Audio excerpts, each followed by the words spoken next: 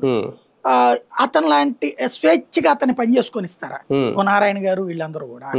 ఇప్పుడు రాఘవులు గారు, నారాయణ గారు ఉన్నంత వరకు సిపిఐ సిపిఎం అనేది తెలుగుదేశం తాను మొక్కల కిందనే మిగిలినాయి. ఈవెన్ వాళ్ళు వ్యతిరేకంగా పోటీ చేసినా కూడా, కాంగ్రెస్ తో కలిసి పోటీ చేసినా గానీ, లేకపోతే జనసేనతో కలిసి పోటీ చేసినా గానీ, టీడీపీ బి టీం కిందనే అయ్యని తప్పించి టీడీపీ ఫోల్డ్ లో నుంచి బయటకు వచ్చి పనిచేయలేదు. అంటే అది వ్యక్తుల టీడీపీ నాయకులు వాడుకుంటోంది తప్పించి వాళ్ళు పార్టీనేమి ప్రయోజనం చేకూర్చలేదు. వ్యక్తుల సిద్ధాంతాల పార్టీల సిద్ధాంతాలు ఎప్పుడో చచ్చిపోయినారు. 2 పార్టీలు రాష్ట్రంలో వరకు.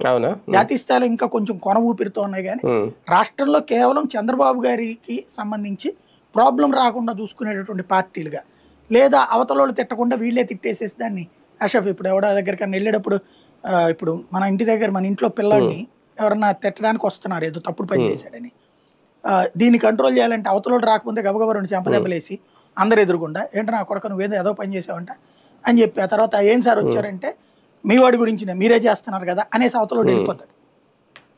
అట్లాంటి ఒక టాక్టికల్ గేమ్ ప్లే చేయడానికి పనికొస్తున్నాయి ఇక్కడ కమ్యూనిస్టులు. అంతే తప్పించి ఇక్కడ వాళ్ళు ఏమి నిర్మాణాత్మక పాత్రలు ఇప్పుడేం పోషించట్లేదు. ఒకప్పుడు నేను చెప్పినట్టు ఆ రాజశేఖర రెడ్డి ఆ టైంలో 2004కు ముందు పోషించిన పాత్ర కమ్యూనిస్టులు నిర్మాణాత్మక ప్రతిపక్ష పాత్ర పోషించారు. కమ్యూనిస్టుల దరిద్రం ఏంటంటే వాళ్ళ నాయకుల యొక్క కుల స్వార్థం, వాళ్ళ నాయకుల యొక్క వ్యక్తి స్వార్థం.